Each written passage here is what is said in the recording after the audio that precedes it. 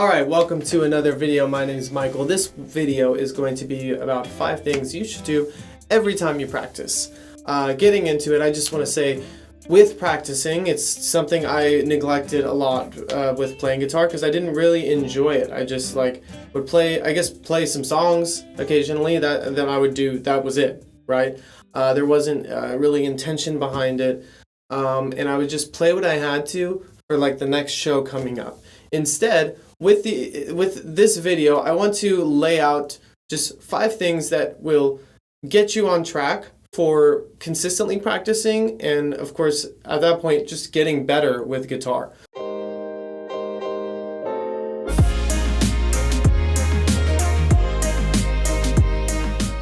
So, getting into it, number 1 is going to be to tune. Every time you play guitar, definitely make sure the instrument is in tune so that you can sound good when you're playing those chords. If it's not even in tune, you're setting yourself up for failure. You want to make sure that what you're playing is going to sound good.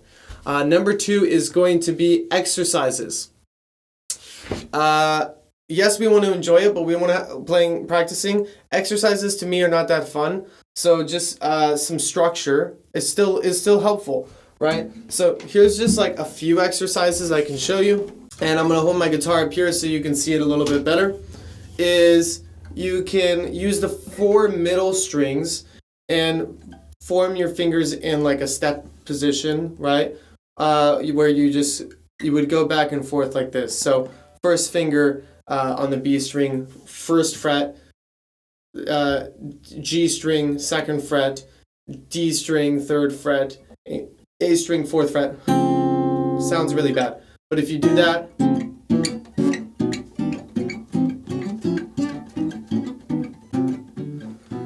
make sure that each note you can hear sounds good the way you're fretting it correctly. You can also do, here you can go.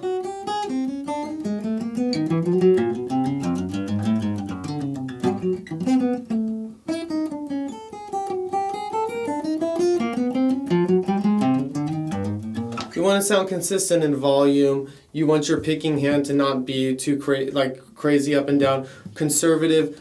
Don't move much. You want the movements to be small when you're doing exercises, right? Because you don't want to be all over, and it's just really controlled and have that.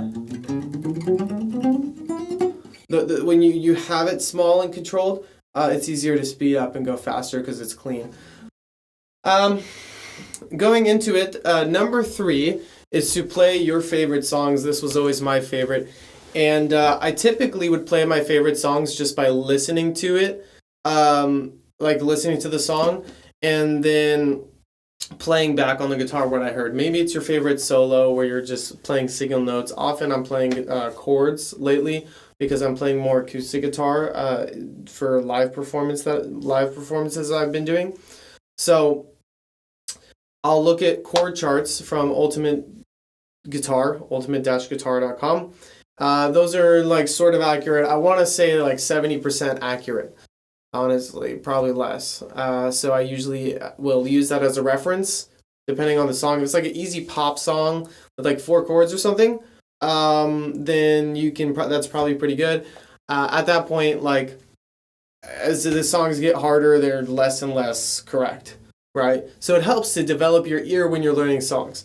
But really a note here on number 3 for playing your favorite songs is just that you want to enjoy practicing, like I said. So whatever songs you hear that just sound great, play those. If you get off track with practice, it's okay. You just want to make sure that you keep coming back to practice, right?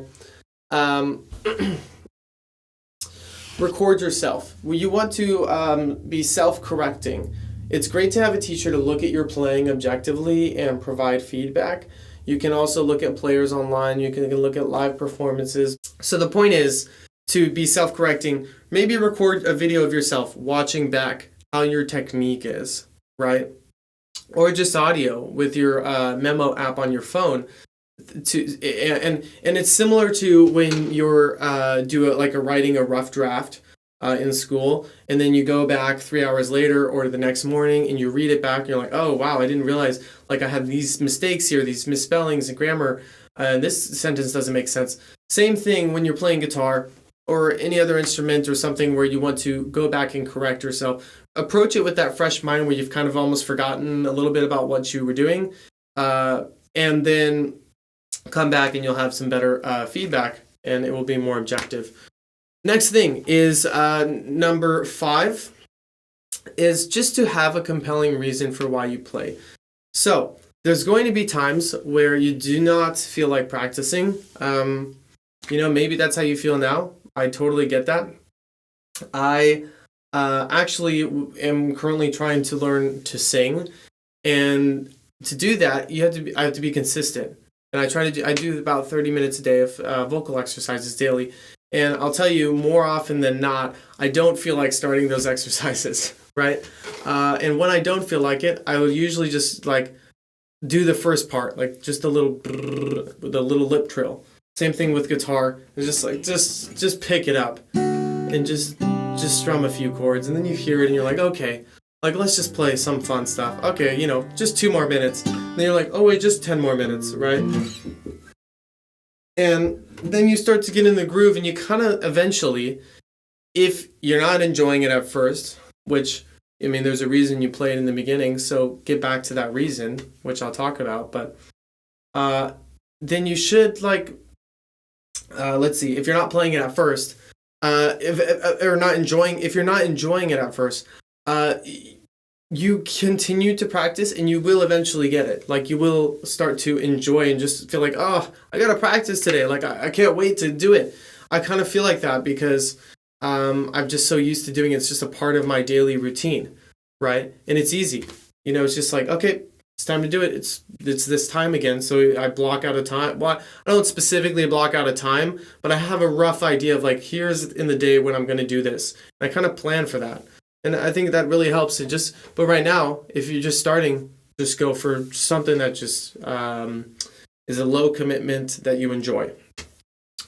Another thing about having a compelling reason is to figure out why you started. Kind of try to dig a little deeper into that a little, because even when you don't feel like starting and you want to try to work up the motivation to do it, it's tough. Right? So for me, with singing, I always just love the idea of being able to sing and play acoustic guitar by myself for a live audience. I think it's really cool. I think a lot of guitar players probably want to sing too, right?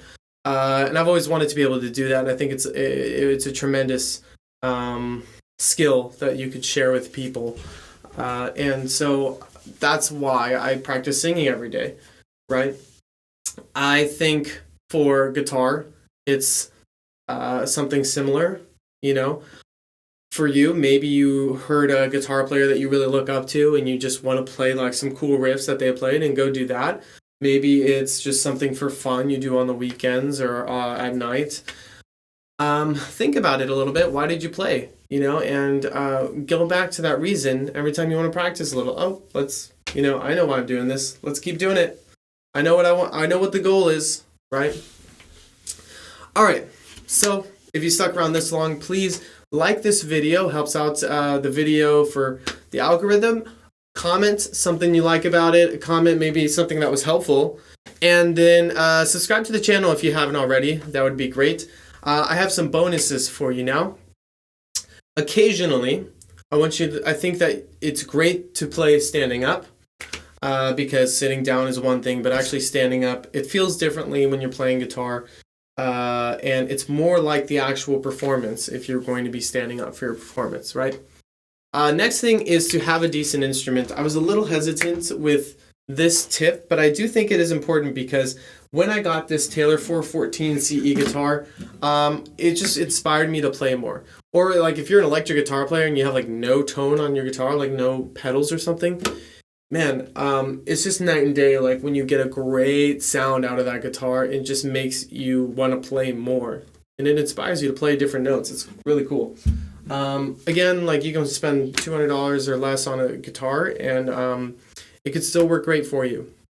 But it's just something to consider. Make sure you got something that's decent when you're playing. Use a metronome is another one that is super important because we want to not only be great at playing notes and chords, but the rhythm is super important to make sure that we're not playing too fast or too slow. And playing to a metronome, you can start off with exercises as well, just down strums. 1, 2, 3, 4, down, up, down, up, down, up, down, up.